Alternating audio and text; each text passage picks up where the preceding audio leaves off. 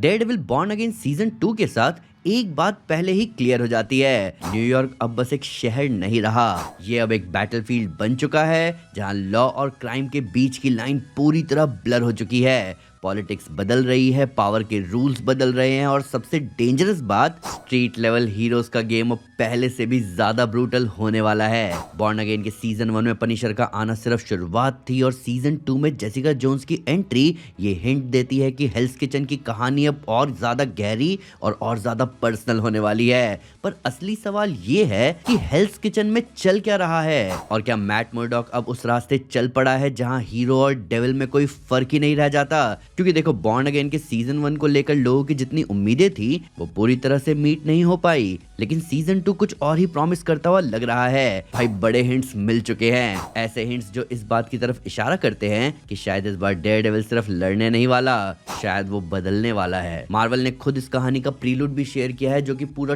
Tone बता रहा है स्टोरी का। इस बार मेयर विल्सन फिस्क न्यूयॉर्क को सिर्फ कंट्रोल नहीं कर रहा, वो उसे क्रश कर रहा है। एंटी विजिलेंटी टास्क फोर्स के थ्रू पूरे शहर पर कब्जा और पब्लिक एनिमी नंबर 1 सिर्फ एक, डेयरडेविल। पर हॉर्न मास्क के पीछे मैट मुर्डॉक अब शैडो से वापस उठने की कोशिश करेगा, किंगपिन के करप्ट एम्पायर को तोड़ने के लिए और अपने शहर को बचाने के लिए। तो अब जब स्टेज सेट हो चुका है, चलिए देखते हैं कि सीजन 2 किस तरह डेयरडेविल को उस लिमिट तक पुश करता है जहां से वापस आना शायद पॉसिबल ना हो पाए। तो सबसे पहले आते हैं हमारे पहले पॉइंट पर कि ये सब खत्म कहां हुआ था।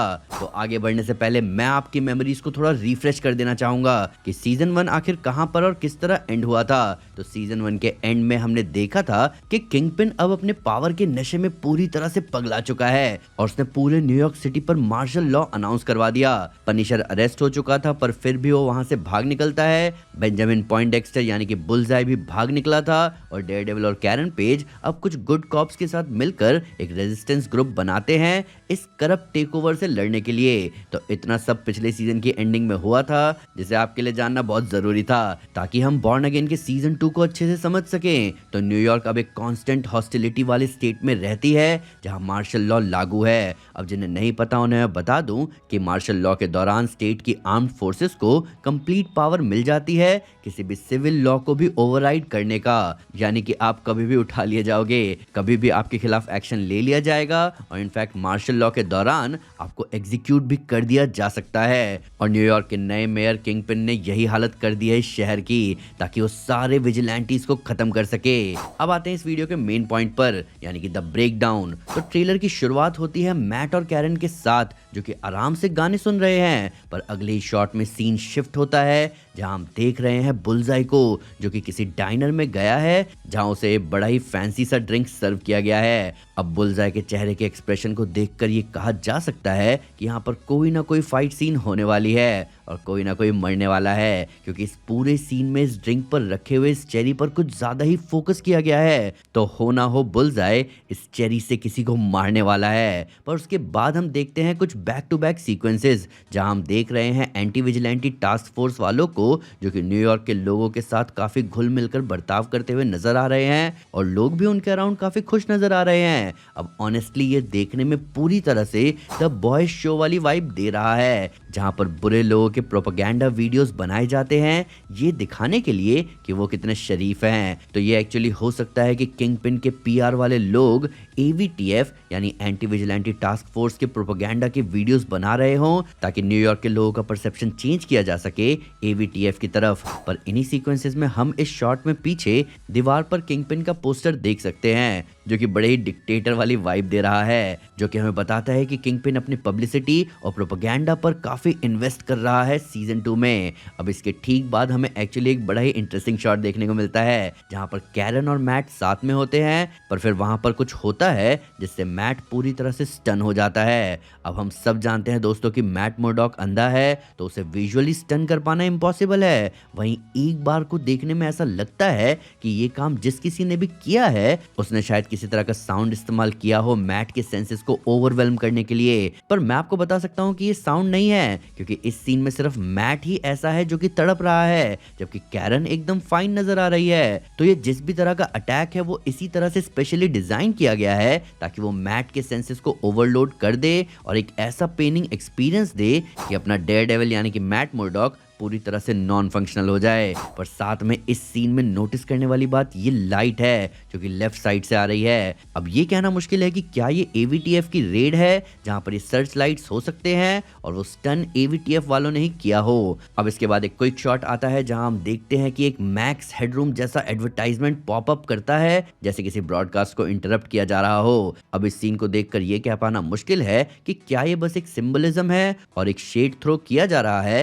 कि किस तरह से मेयर फिस्क अब मेयर किंगपिन बन चुका है और वो न्यूयॉर्क की भलाई तो बिल्कुल नहीं चाहता, या फिर ये सच में कोई कैरेक्टर होने वाला है जो फिस्क के अगेंस्ट रहेगा और उसी ने इन वीडियोस को रिकॉर्ड किया होगा ताकि वो फिस्क को पब्लिकली सैबोटाज कर सके। पर अब इसके बाद हम देखते हैं मैट लिलार्ड के कैरेक्टर को जो कि हमें सीजन 2 में दिखने वाले हैं। अब इनके कैरेक्टर को लेकर ये बताया गया है कि इनका नाम होने वाला है मिस्टर चार्ल्स, जो कि विल्सन फिस्क का पॉलिटिकल एंटागनिस्ट होने वाला है, यानी कि न्यूयॉर्क के पॉलिटिकल लैंडस्केप में अब एक और पॉलिटिशियन एंटर करने वाला है। खैर इसके बाद हम देखते हैं कुछ लोग न्यूयॉर्क की सड़कों पर मैट मुर्डॉक के मिसिंग पोस्टर्स लगा रहे हैं। अब इसके कई सारे रीजंस हो सकते हैं दोस्तों, जिसमें मुझे तो फिलहाल के लिए लग रहा है कि जिस तरह सीजन 1 में मैट ने डेयरडेविल बनना छोड़ दिया था और लगभग 1.5-2 साल से सिर्फ मैट मुर्डॉक की तरह जी रहा था, वो चीज सीजन 2 में चेंज होने वाली है और इस कदर चेंज होने वाली है कि मैट अब ज्यादातर हमें डेयरडेविल की तरह दिखने वाला है। वो भी इस हद तक कि लोगों को ऐसा लगने लग जाए कि कहीं मैट मुर्डॉक गायब तो नहीं हो गया। अब ऑनेस्टली अगर ऐसा हुआ तो ये बहुत ही माइंड ब्लोइंग बात हो जाएगी, क्योंकि जो इंसान अपने दोस्त को खोने के बाद अपने विजिलेंटी वाले कामों को गिव अप कर चुका था वो अब वापस से उसी दलदल में गर्दन तक उतर चुका है। तो ये देखना तो इंटरेस्टिंग होगा।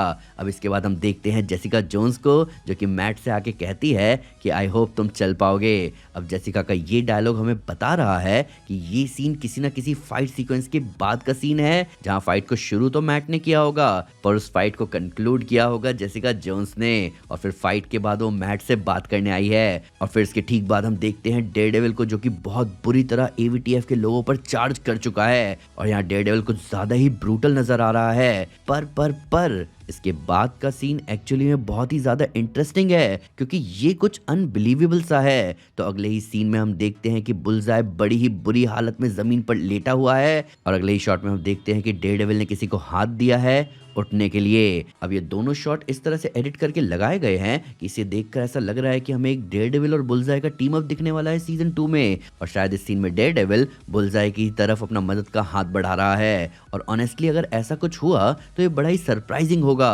क्योंकि आखिर ऐसी क्या नौबत आन पड़ी कि मैट को ये करना पड़े, और अगर मैट ने ऐसा किया तो ये थोड़ा सा आउट ऑफ टच लग सकता है डेयरडेविल के कैरेक्टर को लेकर। पर अब अगले कुछ शॉट्स में हम देखते हैं कि एवीटीएफ अपने फुल पावर में रेड पे रेड किए जा रही है और फिर हम फिस्क और डैनियल ब्लेक का ये शॉट देखते हैं जहां हो सकता है कि फिस्क उसे वापस से धमका रहा है। पर इसके बाद हम देखते हैं जेसिका जोन्स को जो कि अपने 2.5 किलो के हाथों से 100 किलो का ये दरवाजा एवीटीएफ वालों को दे मारी है। और इसके बाद एक सीन आता है जहां हम डैनियल और बुलेट को एक साथ में देखते हैं। अब इनकी बातों को सुनकर तो यही लग रहा है कि ये लोग बॉडीज को दफनाने की बात कर रहे हैं और ये काम डैनियल से ही करवाया जा रहा है, यानी कि फिस्क डैनियल को इनडायरेक्टली ये बताना चाह रहा है कि अगर इन फ्यूचर वो फिस्क के अगेंस्ट जाने की सोचेगा तो उसका भी क्या हशर होगा। और फिर हम देखते हैं फिस्क को जो कि एक बॉक्सिंग मैच में है। अब ये देखकर ये कहा जा सकता है कि ये किसी तरह की दिखावे वाली चैरिटी बॉक्सिंग मैच होगी, पर आप इस इंसान की दरिंदगी तो देखो दोस्तों,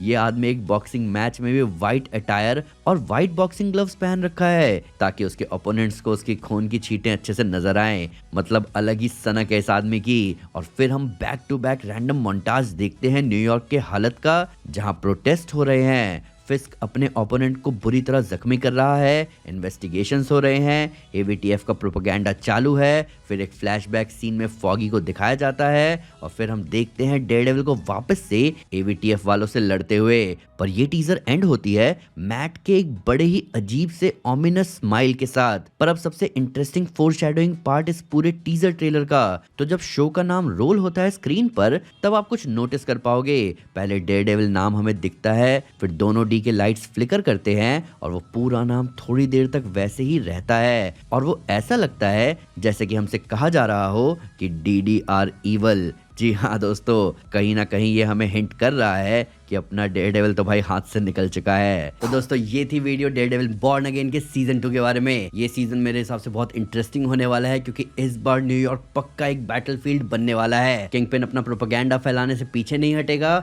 और मैट मुर्डॉक शायद पहली बार हार जाएगा सिर्फ खुद से। और अब यही सवाल है कि क्या मैट मुर्डॉक सही में हीरो और डेविल के बीच की लाइन को क्रॉस करने वाला है, और इस लाइन को क्रॉस करने के बाद क्या वो टीम अप करेगा बुलजाई जैसे दरिंदे के साथ, और लास्ट में DDR इवल क्या एक स्टाइलिस्टिक चॉइस है या एक सिंबलिज्म है। आइए इन सब के बारे में कमेंट्स में डिटेल में बात करें। वीडियो अच्छी लगे तो लाइक जरूर करें और चैनल को सब्सक्राइब करना ना भूलें। साथ ही साथ एक स्टेप आगे आकर अपने फेवरेट चैनल को सपोर्ट करें मेंबरशिप लेकर। Thank you guys, this is Aman Sinha and you are super super. Piece.